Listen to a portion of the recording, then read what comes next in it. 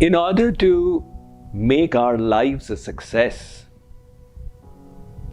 the one ability we need to master more than anything else is the ability of how to think and how not to think. We all realize the importance of our thoughts. Thinking can make our heart race or slow it down. Thinking can make the BP shoot up or sink down. Thinking can change the chemical composition in our blood. Thinking can make us happy or sad, successful or failures. So we do need to focus on learning this art of thinking.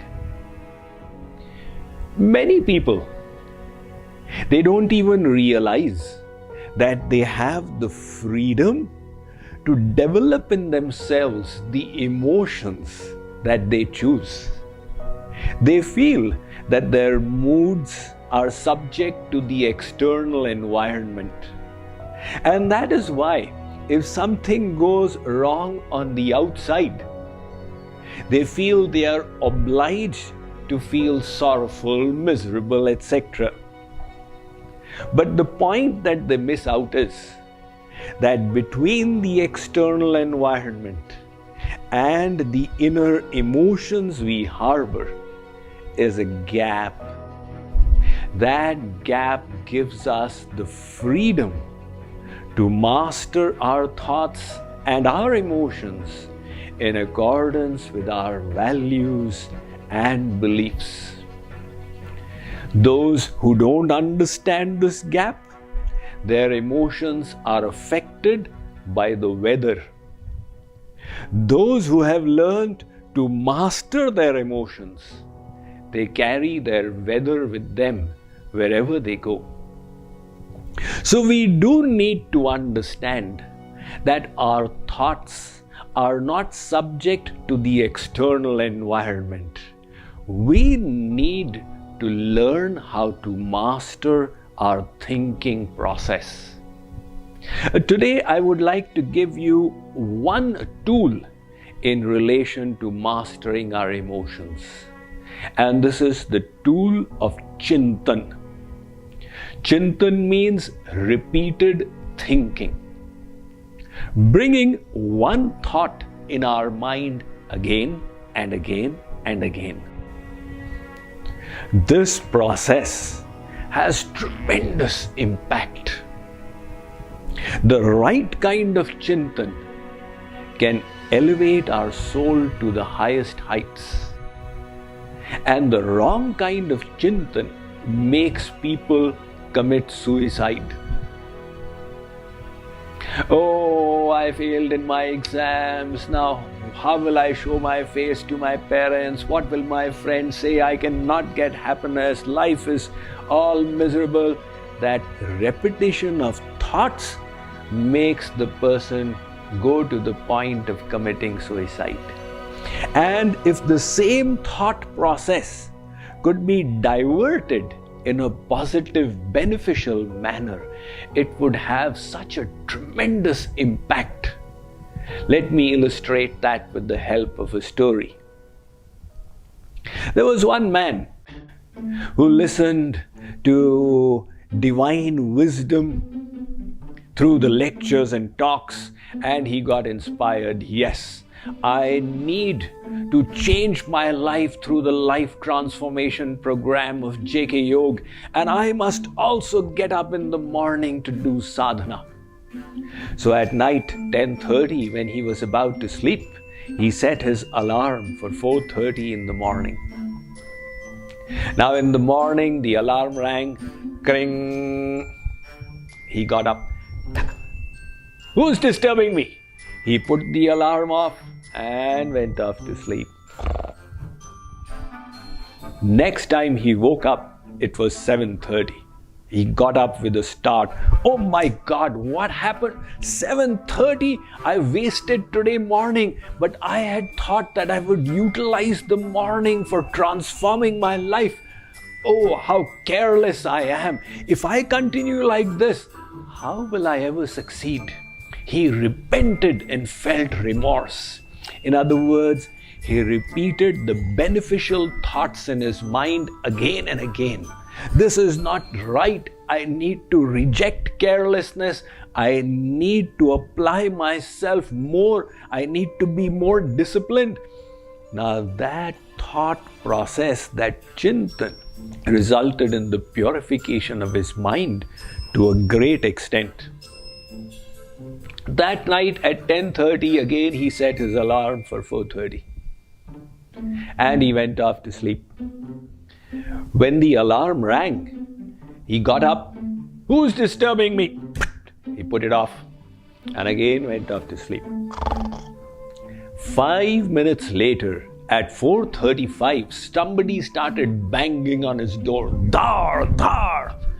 He got up. What's the matter? What has happened? Open the door. Now he can't switch that alarm off. All groggy, he got up out of his bed and reached the door. He opened the door. Who's this? There was a dark man with a black cape around him and 2 horns, red eyes, and a trident in his hand. The man said, "You had set your alarm for 4:30. It's 4:35, get up." He said, "All right, thank you. But who are you, my benefactor, to come and wake me up? And how did you know that I'm supposed to get up?" That man said, "I am Pap Purush, sin personified." Really? Yeah, you look like that.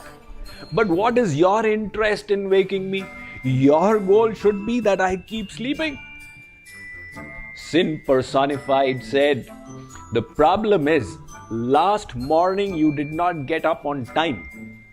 And as a consequence, you did so much of chintan, so much of contemplation, that all my family members died from your heart.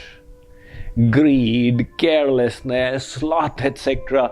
Now I have got worried if again you don't wake up today, you will start the same contemplative process again, the same remorse and same repentance, and I also may lose my place in your heart."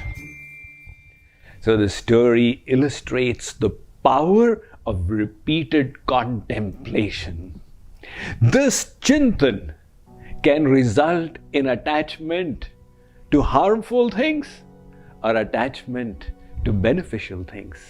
This chintan leads to development of defects, vices, or the growth of virtues within us. That is why in the Srimad Bhagavatam, Ved Vyas has put it so well. Otherwise, Ved Vyas has written 400,000 verses in the 18 Puranas. But in this one verse, he has described the whole spiritual sadhana. He says, "Vishayan dhyayataschittam vishayeshu vishajyate mamanusmarataschittam mayyeva praviliyate." You repeatedly contemplated happiness in those material objects, drinks and cigarettes. Your mind got attached to them. Now change it. Repeatedly contemplate happiness in something divine, something noble. Your mind will get attached there. That is why today's science, neurology, has developed a branch called neuroplasticity. What is neuroplasticity? They have discovered that every time we engage in a physical act or a mental act of thinking, the neurons in the brain get fired.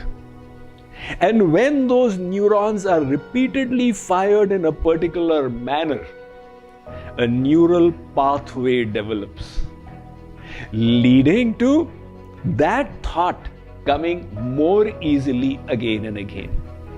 If you repeatedly thought that happiness is in ice creams and you contemplate over it again and again, the consequence will be that the ice cream will come to your mind and start pinching you. And if you think happiness is in being a noble person, a virtuous person, happiness is in conforming to the will of God, then those thoughts will arise in us again and again. Just like we create physical habits. When we repeat an action, the habit gets created. In other words, that structure of neural firings gets stored as a program in the brain, so it becomes easier again. Similarly, our repetition of thoughts creates mental habits. Those mental habits can be detrimental, they can pull us down, or they can lift us up. So realizing the importance of chintan or contemplation, we can dedicate a portion of our day to utilizing and harnessing its potential for our own well-being. Take a gem of knowledge from the scriptures and contemplate over it again and again and again. Even one gem. Anger is a bad thing. I must never become angry. It will be hurtful and harmful. If you contemplate over this again and again, do some mental practice. This situation, I am not going to become angry. You will find that your behavior, your interpersonal relationships, everything will be transformed. Like this, there are so many gems of knowledge we receive from the scriptures and the Guru. Why don't we benefit from them? Lack of contemplation. So, the way forward then is to pick one piece of wisdom and contemplate over it, just like the cows graze the grass. They graze grass for a couple of hours, then they sit down, they take the grass out of one stomach, chew it, put it in the second stomach, pull it out, chew it, put it in the third stomach. Similarly, hear divine wisdom for a little while and then contemplate over it through the day. You will find you have developed a handle over your emotions and thoughts. And if you continue the process, one day you will reach that point where you have become free of the environment, where it doesn't matter how difficult the environment is. You realize that your thoughts, your emotions are your own choice, and irrespective of the externals, you can choose to be positive, to be hopeful, to be optimistic, to be devoted, and to be virtuous.